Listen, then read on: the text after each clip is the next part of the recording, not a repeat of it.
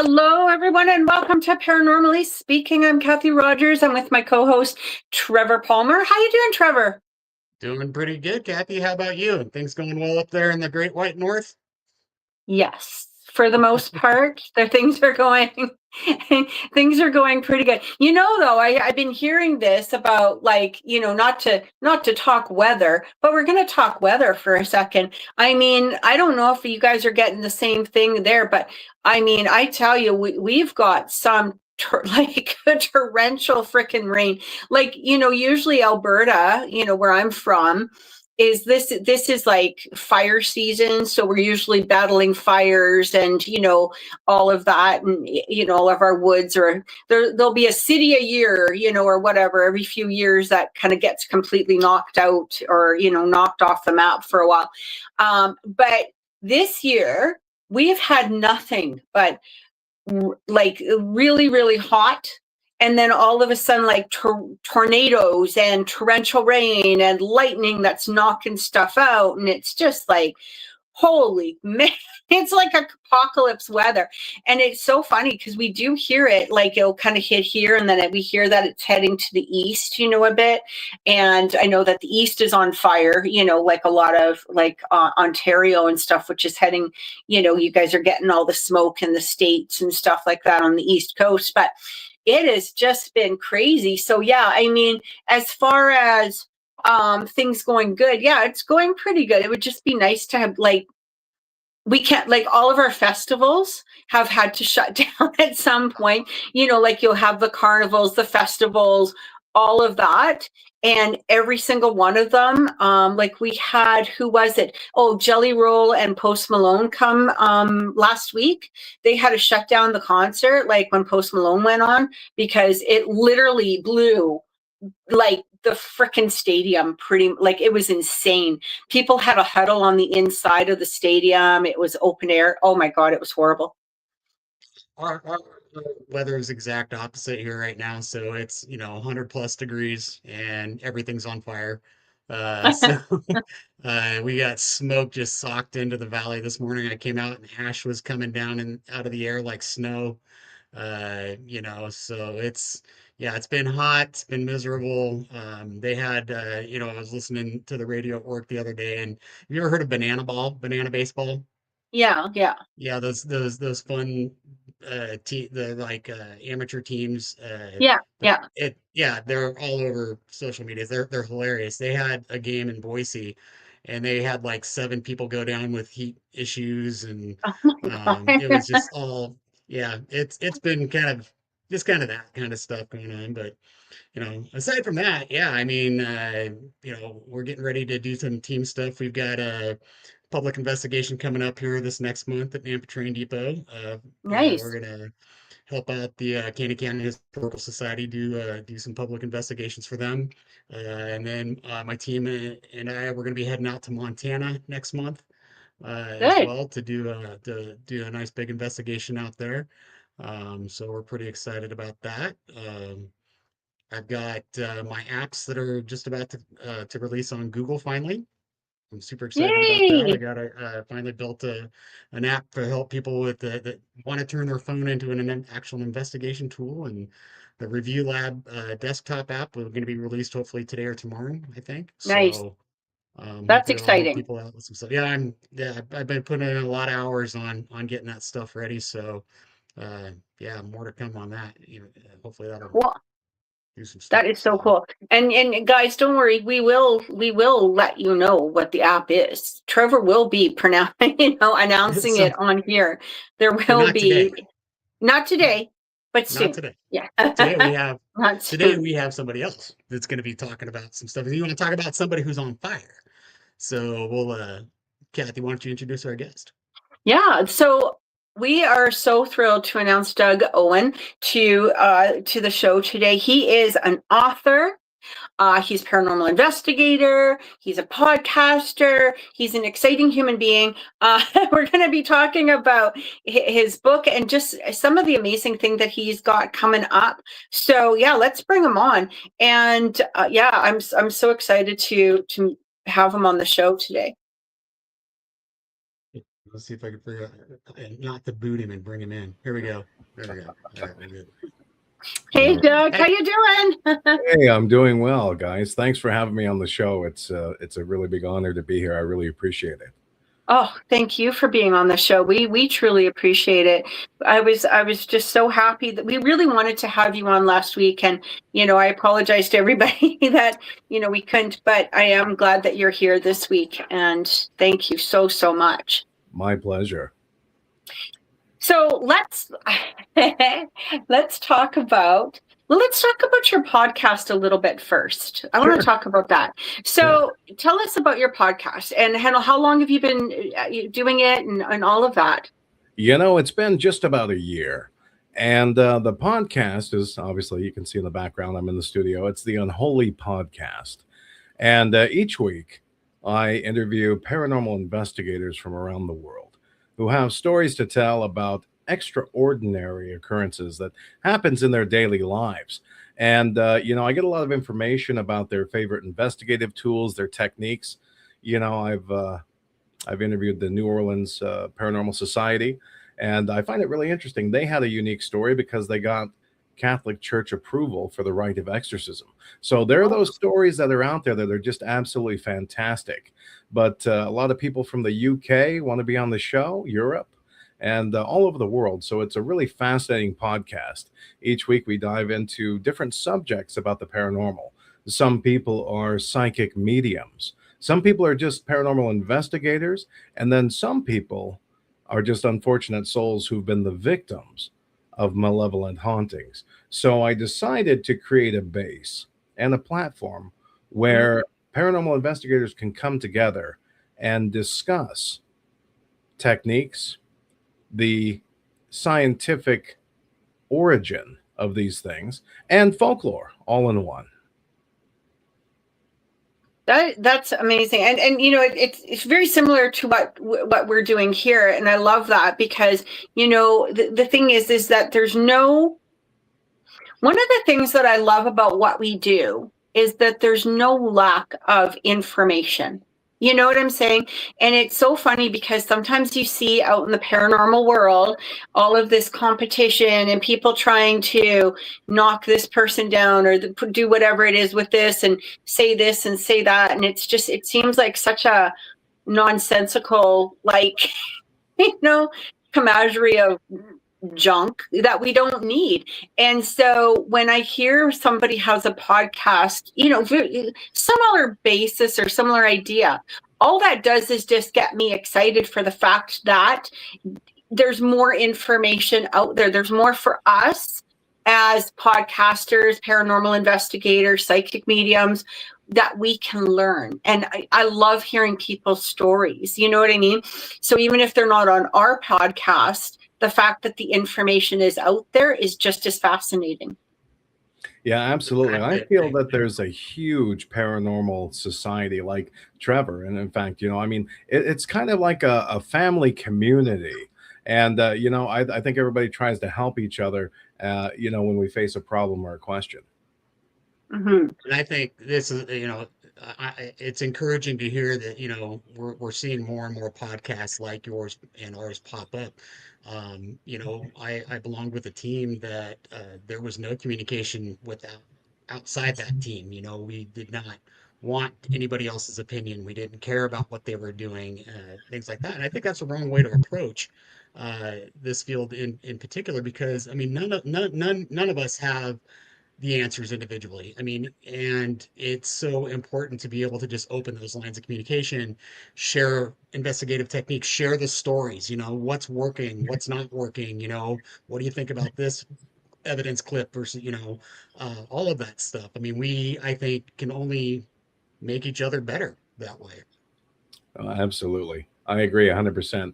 And, when I wrote my book, The Unholy Silence, actually, let me go back. Not when I wrote it, but when I experienced the events that happened in that book, the height of technology for the internet and social media was MySpace. There wasn't this great, community that we have now where people can seek answers and ask questions and seek help and get, some type of relief. I endured this haunting for over a year. essentially alone. Of course, I went to the Catholic Church. I reached out to the one paranormal team in the state that I could find through the yellow pages. I mean, that's what it was back then. There wasn't this great thing. But I do think that, that's absolutely brilliant, Trevor, what you said. Everybody comes together, and it is the culmination of human knowledge when it comes to the paranormal. And that is so important because everybody has or knows somebody that has had a paranormal experience. And I think it's so important to kind of understand. And I make the distinction all the time. And it might be a little snobbish or a little bougie, but I always tell people I'm not a ghost hunter. I don't hunt for ghosts. I'm a paranormal investigator. Yeah. I'm seeking the truth, the huge difference. So, it's great that, places and organizations like Western Idaho Paranormal are out there. They're fantastic. And I love what they're doing. I got a chance to talk to Trevor at DarknessCon. It was fantastic. And I really love the table and the setup, and all of the things that he's got coming out are just fantastically amazing. So we need more people like Trevor and more organizations like Western Idaho Paranormal for sure. Absolutely. Yeah, Thanks. absolutely. Well, so this is interesting because what you said in regards to your book that like when you started, I'm assuming that's where the story begins, is kind of like around that time period of, MySpace and all of that. Cause it's really interesting because I've literally said those words on this show, not MySpace, but about like when my journey started with it. One of the things is like my own house was haunted, like extremely haunted. And I searched, for help of some sort. Now this would, I would say early 2000s, you know what I mean? 2003, 2002, somewhere in there. And I found nobody. Like there's nobody to fucking help me, excuse my language, and so you're left on your own, right? And, so it was very, very,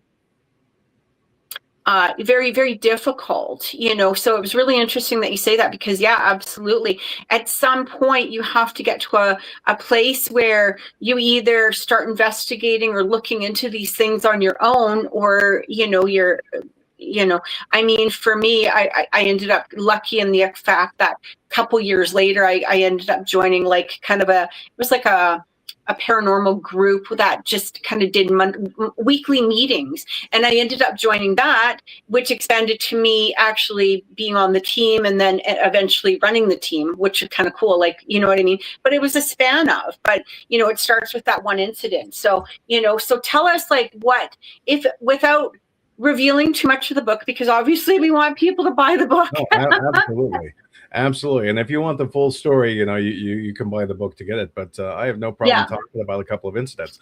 So the basis is I was living in a home with my wife and two young daughters at the time. And the home I was literally the same. Not my wife, though. Right? Not a wife, just two daughters. Yeah. Right. Well, no judgment here. No, it's so we were the victims of a real estate scandal to begin with.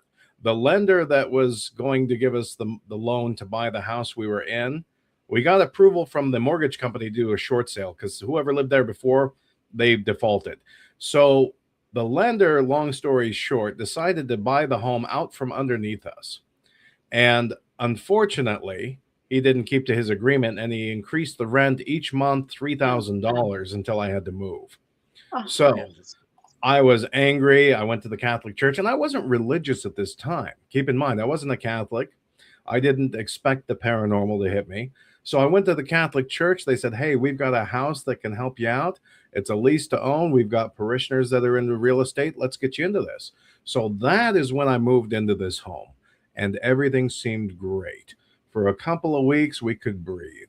And we were financially, spiritually, emotionally exhausted, from the long battle, the fight, the courts, In fact, we had to file bankruptcy just to protect us so that we could stay in the house for an extra month so that we could, find another place to live. So we were exhausted. And about 3 weeks into the stay, the paranormal began. And it eventually ramped up. It's almost like something was sticking its big toe in the water to test the temperature every so often. So the first incident that happened, My daughter got into trouble at school. She was about 12 at the time. And my wife and I sat her down on her bed. Behind her was the window. Now we're Right. up probably about 15 feet, up a level.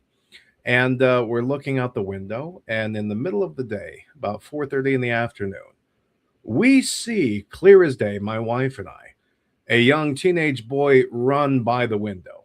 Now, this isn't unusual. However, he would have had to have been 15 to 20 feet tall, or he would have had to have flown across the window. And it was super clear. And, bright canary, yellow shirt, 70s, bowl cut hair, reddish strawberry blonde, freckled kid, ran right across there into my fence, then disappeared. So that was the first thing. And we just kind of dismissed it as, wow, the kid must have just Michael Jordaned it over the fence, 8-foot tall fence, escaped the Rottweiler in the backyard and just disappeared. But it was the subtle things that happened after that. Now, this house was built in 1952 in Idaho. So during that time, they adopted the Victorian type of architecture and construction. Lath and plaster walls, hardwood floors, very little insulation, but, built to last. So the construction of it wasn't really remarkable. But the windows, upstairs, you had the windows that slid up and they had that spring and it makes that boingy, boingy noise when you do it. You guys all need those windows. Downstairs, they put in these windows that folded outward like an egress. So you could escape if you were, the size of Annette Funicello or somebody skinnier, right? I would have burned to death if there was a fire. I would not be able to make, my head wouldn't even be able to fit through the thing. But back in the 50s, everybody was so much smaller. So the window above the washer and dryer would not stay shut. That was another thing that happened. And the first 50 times, yes, 50, I was like, okay, something odd's going on. I've gone upstairs, I've stomped, and it only opens when I go in to shave in the bathroom. And it kept opening. So that became annoying. But from there, things began to escalate. And it became more and more intrusive. And as I tell everybody, if I didn't have pictures, if I didn't have audio, if I didn't have eyewitnesses, I would have thought I needed to swallow a handful of Prozac and see a psychiatrist, because the things that I experienced were absolutely unbelievable. For example, Mass, if you're a Catholic, as I learned, because I decided to become a Catholic because they helped me with the house, right? Fair trade. Yeah, have my soul. Give me a house, right? So fair trade, good. Just get me in there. I'll eat, drink, say, sing, do whatever you want to. I just want a place to live, right? It's all good. So exactly. So Mass lasts about an hour. So on a Sunday morning in Podunk, Nampa, Idaho, I think the population was 81,000 at the time. There's no traffic in the morning. I wanted to get to Mass early, get back because, guilty football Sunday, let me do my thing, right? So we go to Mass. It lasts an hour. We drive back up to the house. And as I drive up the street to my house, I notice the front door is open. Well, what's a good husband going to do? I blame the wife. Hey, did you leave the door open? Nope, not me. Well, what's a good father going to do? Kids, did you leave it open? Nope, not the kids. So as I turn into the driveway, I notice my garage door is open, and I can see clearly through the garage. The back door to the backyard is open, and my Rottweiler's standing there looking at me like I have 3 heads. He's confused. He doesn't know what's going on. And I stop the car, and I look at the house, and I notice that every single door and window is open. Well, I get out of the car. I have my family stay in the car, and I ask my neighbor who's out mowing his lawn, good neighbor, good guy. I said, hey, John, is this you? Or are you fucking with me? Is this you? Did you do this? He's like, no, I didn't do it. And I searched his face for any type of deception. When somebody you think, okay, I'm going to this guy, you look at their eyes, you look at their face, and you can tell genuine from bullshit. You can just tell. So I was like, all right, I call the police. So I called the Canyon County sheriffs, and 2 deputies came out, and they went into the house.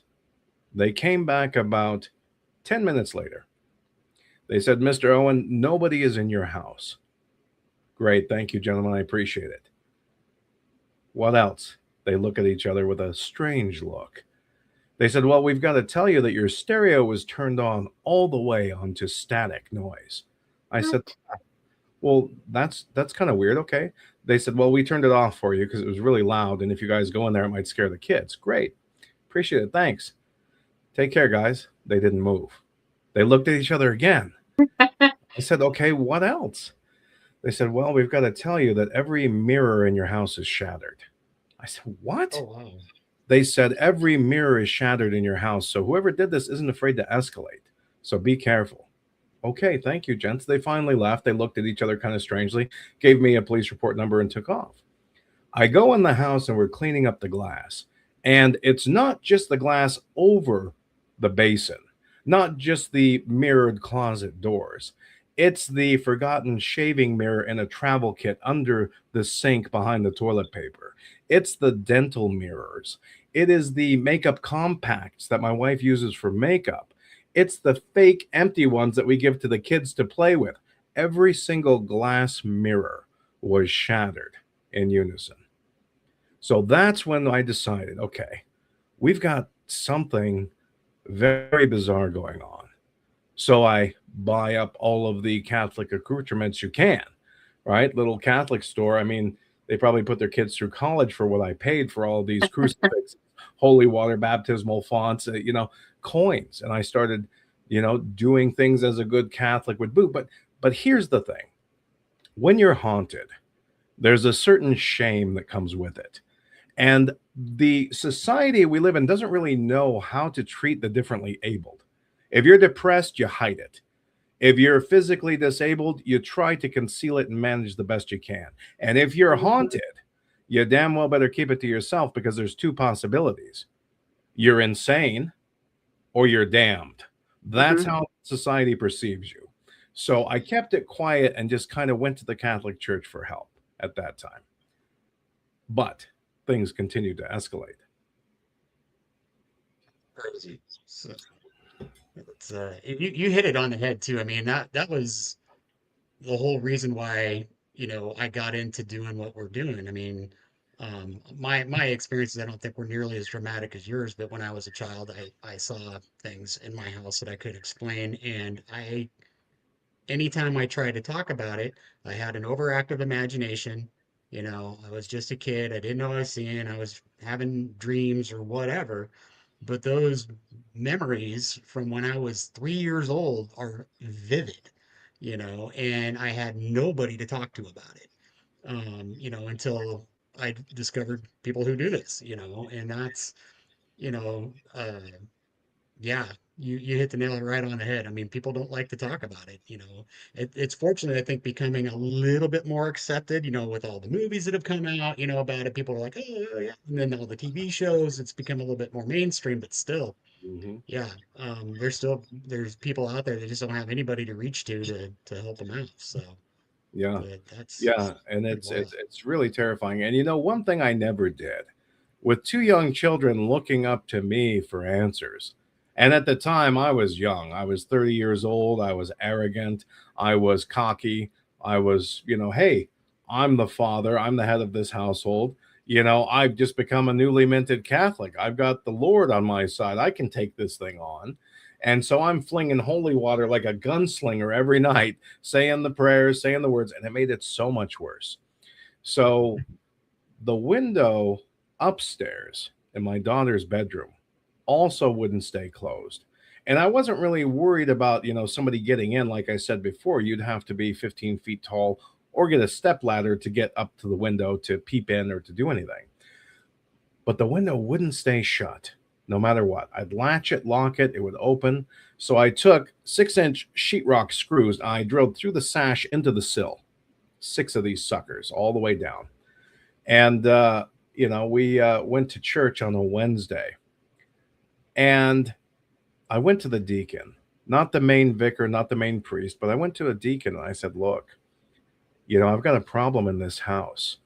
I said, the windows keep opening and, we keep, we had to call the police, last month that this is happening. And he looks at me, he says, well, your house has been blessed 3 times. I said, well, yeah, why do you think that is? Is that normal? You don't bless a house 3 times.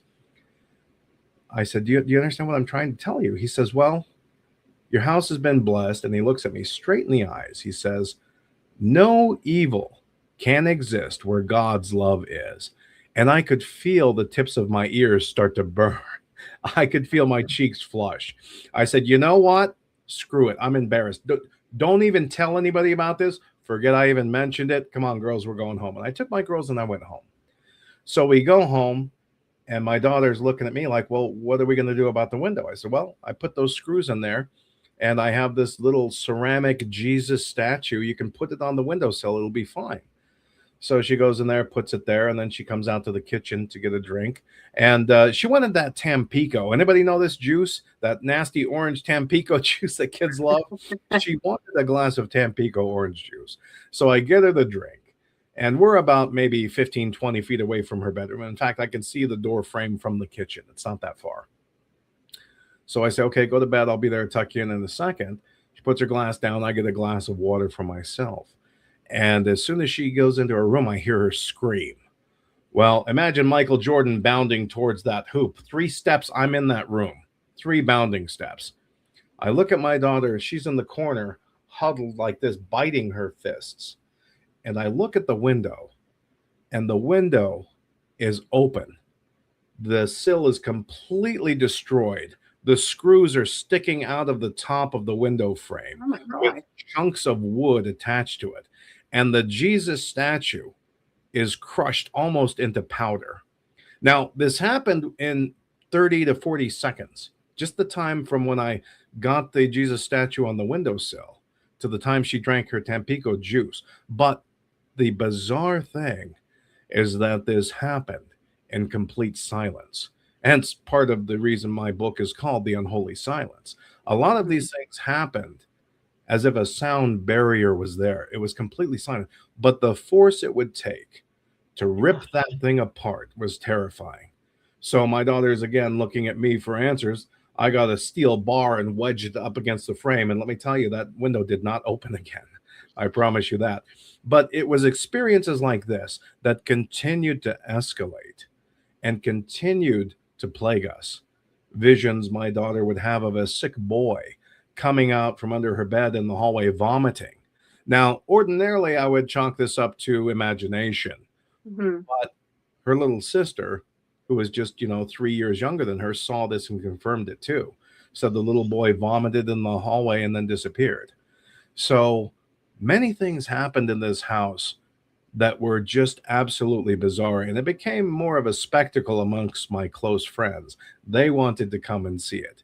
And whatever it was in this house didn't give a shit who was there. Every time I'd mention haunting, the lights would flicker, almost as if I had a hidden remote control to dim the lights when somebody talked. It was absolutely fascinating, but terrifying. Doug, we had a question a minute ago. Bring it back up here for you. So do you think that someone or thing was trying to protect you by closing those mirrors? Those mirror portals? That is an amazingly excellent question that I've never been asked. That is amazing. Huh. I've never actually even thought of that. I will have to take time to consider that. It is possible. I mean, because logic in the universe loves balance. We know this to be true. So if there is something evil, and I will tell you where this story goes, whatever it was in my house is absolutely putrid evil. So if that exists, there has to be a light side too. You would think that the universe balances itself out somehow, some way, but I've never really felt protected. But maybe that we're still alive. Maybe that's evidence enough that there was something positive, something good trying to protect us. That is an absolutely excellent question. I will have to research that a little bit more. That's fantastic. Yeah, and thank you for posting it. And if anybody has questions, feel free to post them there. We'll try to bombard Doug with as many of them as we can in the time that we have. Absolutely. Doug, prior to moving into that house, have you had paranormal experiences prior to that? There was minor things that were kind of unexplained. Nothing to this degree, not at all. You hear a knock somewhere. Oh, what was that? Nothing like what I experienced, and not to that level, because everybody in the house had their own personal experiences. And like I said, the one regret that I have is that we never sat down at the dining room table and said, okay, this is a war council. I want to go around the table. Every one of you tell me what you've experienced. Let's document this. It didn't happen that way. If anything, I was trying to protect my children by a logical, rational explanation, because that's what your brain does. And that's what society expects you to do. Question your own sanity first, right? Mhm. Always question your own sanity. Am I tired? Am I drunk? Am I on medication? Did I see what I saw? Is it lights? Is it swamp gas? What is it? You always question yourself instead of saying, wow, this is paranormal. And yes, that is good for a good paranormal investigator will be a healthy mix of skeptic and believer. But the first thing you do is you question your own self. And the kids were looking at me for answers, and to make sure that they would get at least one night's sleep in the next coming year, I would come up with a logical explanation, right? One But example that's your job as a parent, though, Doug, right? I mean, that's the bottom line, and I remember the same thing with my kids. Like, there's crazy incidents, and you're like, what, and you're like, well, logically, I have no way to explain this, but you got to say something, and it's not so much that you're lying or making up a story, but at the same degree, sometimes the truth of what could be happening at that moment you can't wrap your head around it. So how can a 5-year-old or a 3-year-old or somebody younger, like, there's nothing. I mean, at some point, yes, not only do your children have to sleep, but so do you. Yes, exactly. To be a functioning human being, right? And so if your kids are all wound up and terrified, you're not. I mean, I remember with us, it was like a horror movie where we're all sleeping in one room. And at some point, like, one of my kids wouldn't even go to the bathroom on their own. Like, it was terrifying, and so at some point you have to be able to breathe. Yes, absolutely. We sold our house. That's what we did. But you know what I'm saying? Like everybody has to find their way to make it to the next day. Absolutely. I agree 100%. And that was my job. I would have loved to have gathered more evidence, but I did keep a diary, and I did start journaling. Mm-hmm. I did start documenting this, and that would later become the memoir, The Unholy Silence. But another example, the children looking to me for answers. My wife would work evenings. She would leave the house about 2:30, and I would have the kids from 2:30 till whenever she got home, midnight, 2 o'clock in the morning, whatever it was. And I would go downstairs with them. We'd have a snack, we'd watch a show, and they would go and go on with their day, in the afternoon, make dinner, whatever. So we were downstairs about 4 o'clock in the afternoon, almost evening time, and we hear the familiar sound of the front doorknob jingle, open, slam shut loudly. Keep in mind there's no carpet upstairs. The sound echoes really well. And we hear the familiar clicking of my wife's heels across the wooden floor. The two girls, my daughters, look at each other in unison. Mom's home. Jinx, double jinx, triple infinity. No, stop, girls. Okay, go see mom.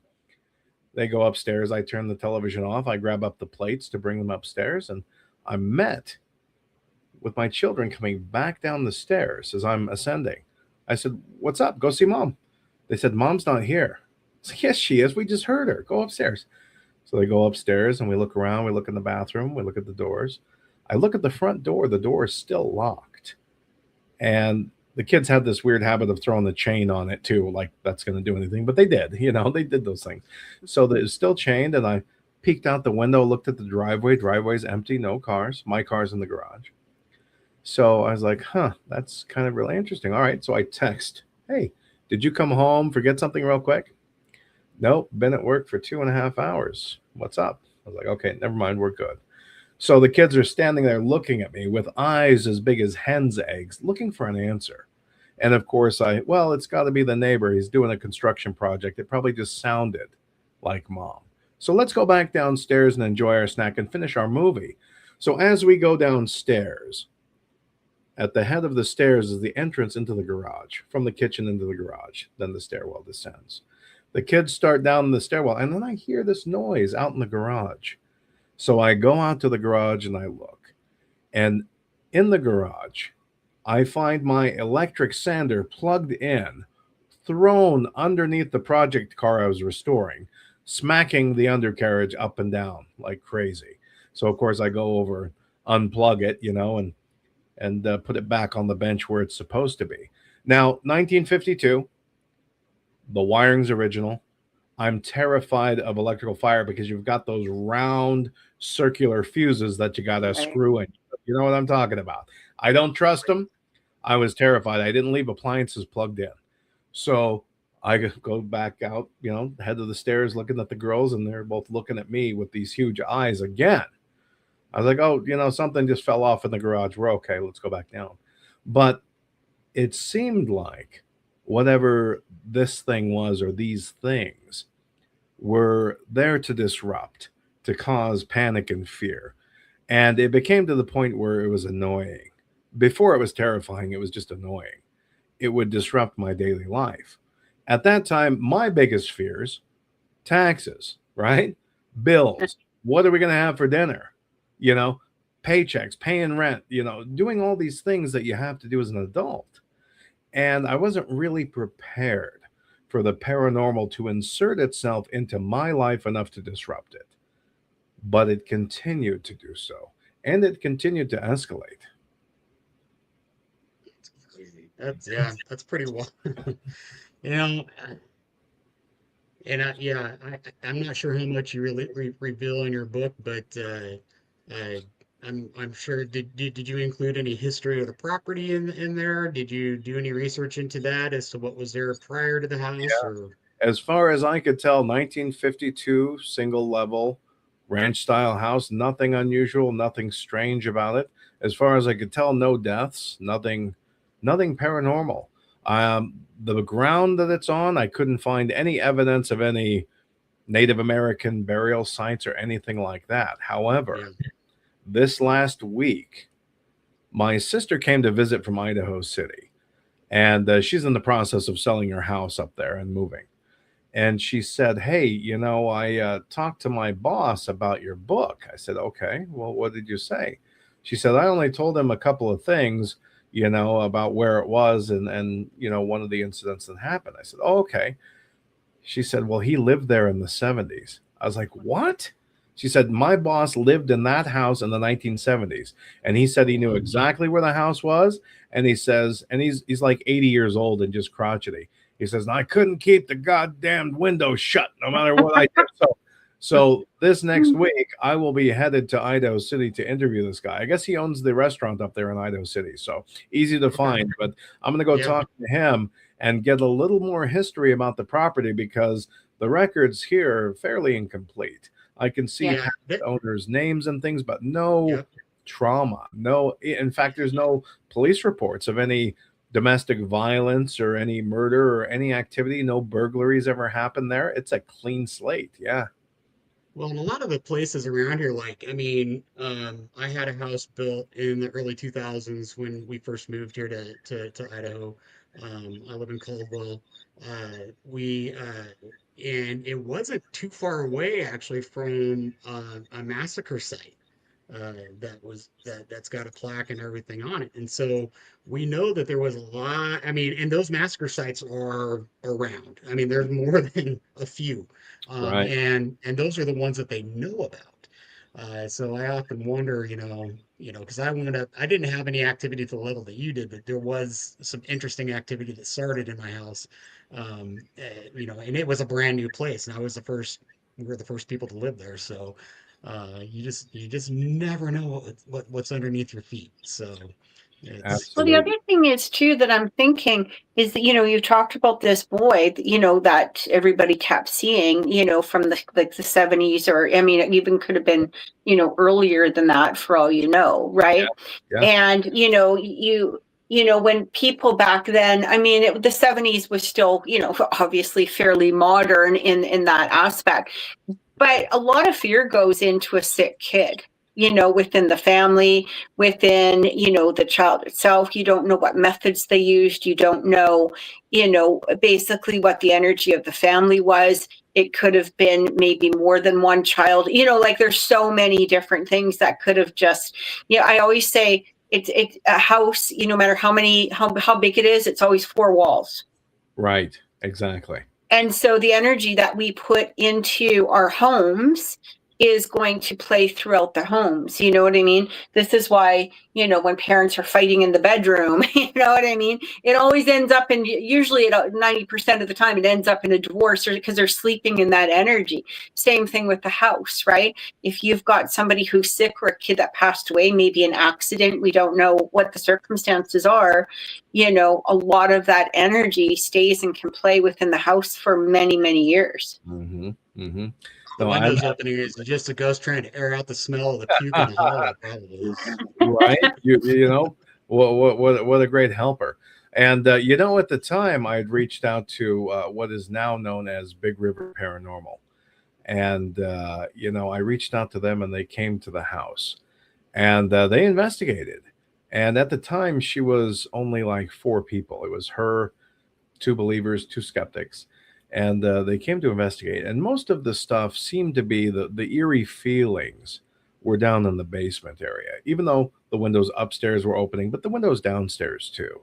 So a lot of the eerie feelings and things like that, cold breath or whatever. So they came to investigate. I was upstairs outside talking to a couple of friends of mine who heard about this and they wanted to come and watch. I was like, no, you guys stay out here, let them do their jobs. I was like, oh, I left my cigarettes downstairs. So I went down there just real quick to grab my cigarettes and come back out. And I went in there, as saw, it was amazing how quickly they had gone downstairs, maybe a minute and a half before I went down behind them. All the lights were off. People had these laser beams shooting through the air, these goggles on. It was very, very efficient. One guy was near the water heater with a meter. And at the time, I had no idea what this equipment was. I was like, wow, this is really high tech and crazy. Okay. So I asked the guy in my office, I said, hey, can I get my cigarettes real quick? They're right there on my desk. He's like, yeah, just don't touch anything else. So I walk in, grab my cigarettes, and I start to leave. And he says, stop right there. Don't move. I froze in place. He said, turn around. I turned around, and in my office chair was my daughter's guitar from upstairs that wasn't there a moment ago, and it was spinning around slowly. And he had a laser temperature mic, or a temperature laser sensor, right? And a microphone thing connected to his headgear, whatever. And he said, did you do that? I said, no, you watch me. I walked in, grabbed my cigarettes. I'm walking out just real quick. He's like, yeah, I didn't do that either. He didn't seem surprised, but he did detect that it was 10 degrees colder in that little area there than the rest of the room. And I said, okay, great. And by this time, keep in mind that this was unnatural. This was an everyday occurrence. I wasn't super shocked about it because things like this were happening all the time. And I was like, okay, can I go? I gotta really smoke now. So I went out, he's like, yeah, go ahead. So I went back out and did that. So the results of the investigation, the EVPs were absolutely terrifying. Exactly what you would figure Hollywood would make it. Demonic, masculine entity voices threatening to kill us if we didn't leave. Some of the voices were a small boy telling us that whatever's in the house didn't want us there. And while this investigation was going on, Marie had a quarter, 25 cents, 1983, George Washington quarter, just regular change, fall from the ceiling and land directly on her laptop. And, of course, I don't have the quarter anymore. I'm sure I spent it, but, it's been 20 years. But fascinating things happened. They checked for radon, gases, electromagnetic fields around the water heater, anything that would have made us hallucinate, to make sure that whatever was happening was truly paranormal and we weren't just a bunch of people huffing natural gas from the leaky basement or something. Mm-hmm. So, even the investigators, whatever it was in this house, was not afraid or intimidated to show itself. They wanted to come back and do another investigation and put up cameras. But of course, fate, the paranormal wouldn't allow it. Every time they scheduled it, my daughter fell and cracked her head on the concrete roller skating, or a child was sick, or, something happened. We had to work a different schedule. Every time we scheduled it, something would interfere and we had to cancel it. So I never got them to come back and investigate. But it was interesting. I ran into her just last year at the Krampus Con. And it was great to see her because she changed the name of her business. I couldn't find her. I looked for her before I wrote my book, but I couldn't find her. But she was there. She's like, "Oh yeah, I remember you." I was like, "Oh yeah, I remember you too. You had blonde hair." And she had changed over time. But they were the one of the premier paranormal investigators in the city that could help us in the state. And what they saw just kind of confirmed it. Made me feel better because then I knew I'm not insane.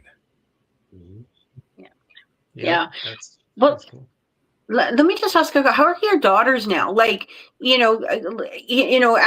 how are they remembering all of the incidents? Where are they? I mean, obviously, having their dad being you, they're probably, fine.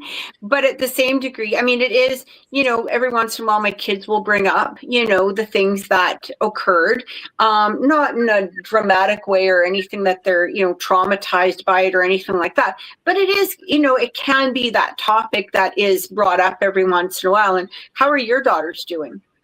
My 24-year-old daughter, she's good. She's married, has kids. She lives in the other side of the state. She doesn't remember a lot of it at the time, but she remembers little things like obviously the boy. But my older daughter remembers a great deal more, and it seemed to target her. And the climax of the book and everything, when I decided to finally step off. And keep in mind, this book is not a declaration of victory. I didn't win and defeat this entity. Eventually I moved, but before I did, it seemed to target her. She's good. She's great. She's 28 years old. In fact, she still lives here at home with me after a bad marriage. So she's still here with me. And she's very well adjusted, very successful, does things. There's been no really residual effects of the haunting or the attacks. But, regularly I would hear her scream out in the middle of the night. The same room with the window, right? Same daughter. Yeah. And I'd burst into her room again. "What's the matter? What's going on?" "Well, there's a man in my closet." Well, I'd rip the closet doors open, of course. There was nobody there. Yeah. But the clothes were swinging like a ship at sea, violently back and forth, almost as if an earthquake had happened, which it hadn't. And of course, I double-checked the papers the next morning, and nothing else in the house was disturbed, just that area. But she's well adjusted. She is well adjusted, even though I believe that she was one of the main targets of whatever it was in this house. Well, do you feel like, because, doing investigations and all of that stuff, one of the things that we've actually, that we had discovered as a team was that a lot of times if there's a person within the home that does have gifts, whether they're, very empathic, intuitive, psychic, mediumship, whatever, whatever it is, a lot of times the paranormal can not only target them, but become increasingly more active because of the fact that they are trying to, maybe bring about those, those gifts, or bring them up to the surface, or have them affect the person in some way, that sort of thing. Do you ever feel like that? Like with her, like does she have those gifts? I mean, obviously you don't want to talk for her, or anything like that. I don't expect that. But you know what I'm getting at? Like, you sometimes wonder, especially when it does kind of target one child over the next, you got to kind of wonder, like, is there maybe more behind it than we, might have the knowledge of knowing at that moment, right? Yeah, my daughter is really, really good at speeding. And I think that's her gift. She's really good at speeding on whatever car she drives in. And, she's a great driver. She's really good, hasn't been in accidents, but she is a speed demon. Right. Other than that, I wish I were special. I wish I had clairvoyance, ESP, paranormal. I am exquisitely vanilla. I don't really have any gifts at all. I wouldn't consider myself special. Now, when you talk about people in the home, now this entity, whatever it was determined to break. And it did. It shattered the family. Emotionally, spiritually, my wife began infidelity. She Mm, began, and the family unit crumbled. And it almost was like she was counterproductive, working against us. And we did find things, as you know, because she had left and left me with the children right. before we moved out of the house. She had gone off on her own way. But going and looking at the things that she had left behind, notebooks with bizarre Latin scrollings in them, a copy of the Catholic Ritual Romano, the rite of exorcism, spells and crystals and bizarre things that I found that I had no idea she was um, doing or using.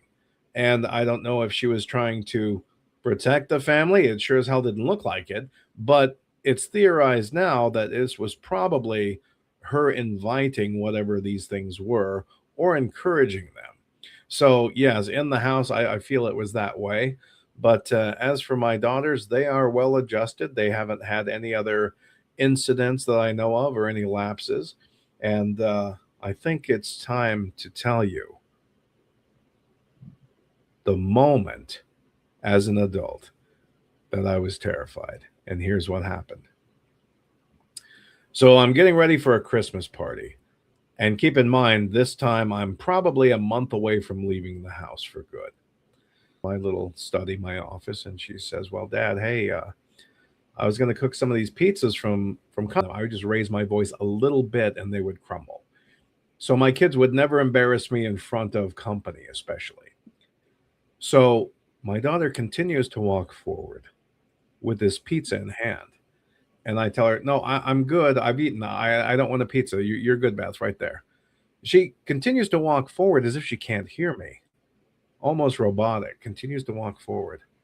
I said, a little more sternly, a little more forceful, "No, Beth, I don't need a pizza. Stop right there. I'm good."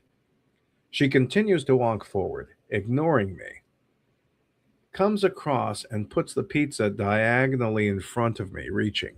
And her face is this far from my face. And she puts the pizza down, and I look into her eyes. And I see this smirk that has her lips pulled so tight they're white. It's a toothless grin, almost unnatural. And I look into her eyes, and I can tell you, I don't know what it was, but whatever that thing was, it was not my daughter. Every hair on my body stood at attention, from the hobbit hair on my toes to the hair on my head. And yes, I had hair back then, standing straight up. And I looked at it, and you can tell when something's wrong. Mm, Eyes weren't black, they didn't glow, there wasn't yellow, but it was her, but it was mocking in a way that she would never. And I summoned up every jewel of energy that was stored for home invasions or daydream heroic bank robberies where you're the hero. We store that energy up in case of an emergency because I was just weak for a second. It felt like all the energy drained. And I boomed as loud as I could. And I yelled so loud, everything I had, "Get away from me or I will kill you," as loud as I could. The window downstairs shook. Josie dropped her pizza, put her hands up in a reflexatory action like she was being attacked. Meg shook and dropped her pizza. Now, this thing, less than 2 inches away from my face, it didn't blink. It didn't move. It didn't jump. It didn't react. And if I had yelled like that at my daughters, it would have reacted. yeah. It slowly, almost intentionally, smirked wider and slowly started to back away. Turned towards the door, got to the threshold, standing in between Meg and Josie. Turned to me one more time and smirked again. And then moved slowly, almost like a pantomime moving intentionally slow, towards the stairs. She grabs the handrail, begins to ascend up the stairs, looks back one more time, and smirks at me, and goes up there As soon as she's out of sight, Josie grabs her phone. She says, I'm calling health and welfare and the police. You cannot threaten your kids. You cannot threaten. That's abuse. You can't tell your kids you're going to kill them. Meg says, hold on. I know Doug. I know his kids. Yeah. They would never, ever do this. Something's wrong. I said, Josie, you don't know me. We've just met. But I can tell you without a doubt, whatever that thing was, that was not my daughter. Josie says, well, I won't call the police, but we have to go up and talk to her right now. I said, I can't. It took me 20 minutes to get the courage to go upstairs. We go upstairs and we find my daughter asleep in her bed. We surround her and wake her up. She wakes up wide-eyed and terrified, confused. She has no memory of meeting Josie, no memory of cooking pizzas, no memory of the incident downstairs. And the last thing she does remember is getting her backpack on, getting ready to walk home from school. At that point, I said, okay, you got me. You win. I'm stepping off the battlefield. I'm not willing to sacrifice my daughter to whatever it was. And at that moment, when I stopped making the sign of the cross, I took down all the crucifixes. I stopped flinging holy water. When I stopped, it stopped. And the last 3 weeks of me in that house was blissfully peaceful. So the story is not one of victory. I didn't win against this entity that was terrorizing me. But my daughter has suffered no ill effects, and I will tell you something here that's kind of funny. Every once in a while, I do have holy water, of course. So every once in a while, we'll be watching a movie, and I'll just kind of flick it over just to see. Dad, stop it! Just as a joke. She's 30 years old now. It's funny, but and I'm not worried about it. But back then, I had another daughter, and I was terrified that whatever this thing was going to go for her next.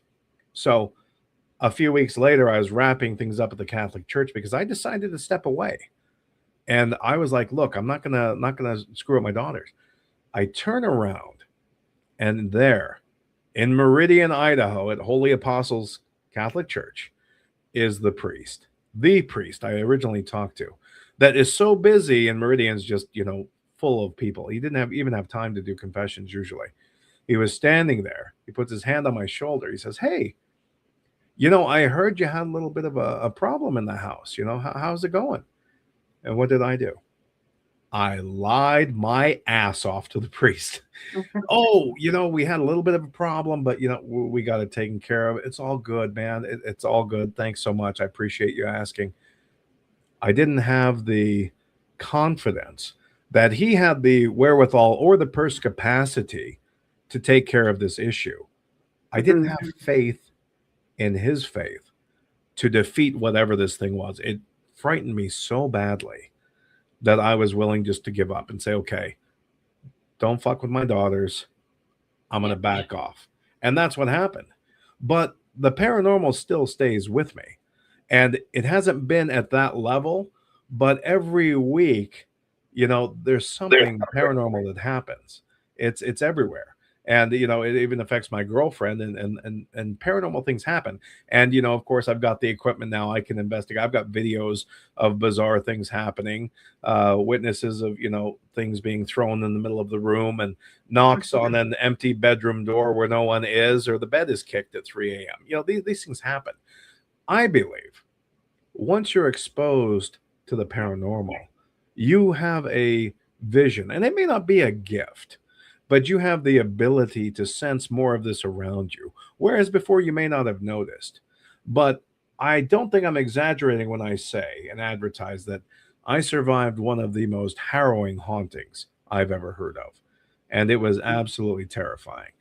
So this and much, much more in the book. There's so many incidents that aren't in, that I didn't describe. I can't describe it all in 1 hour, but in the memoir, all of these things happen. Witnesses, eyewitness accounts, pictures, audio. I've got audio clips of some entity hissing at me from the darkness. And I didn't have to do the EVP thing to hear it. Simple magnetic micro cassette recorder, clear as day. So, yeah. So Doug, we where can people have... get your book? Oh, I'm everywhere. Let's see. Oh, we got Amazon, Lulu in Europe, some other places, Barnes and Noble, Google Books. It's everywhere available. And of course, author DougOwen.com. That's the central hub for all of these things under one umbrella. You can see my appearances and upcoming appearances and cons and everything else I've got going on. Plus, I have 2 new books coming out before Christmas. So a follow-up to my memoir that talks about my continued paranormal experiences after the incidents that happened in the Unholy Silence. So that's going to be pretty amazing coming out. I'm so looking forward to reading this. Oh, we're getting feedback here. I'm sorry. You're good. All right.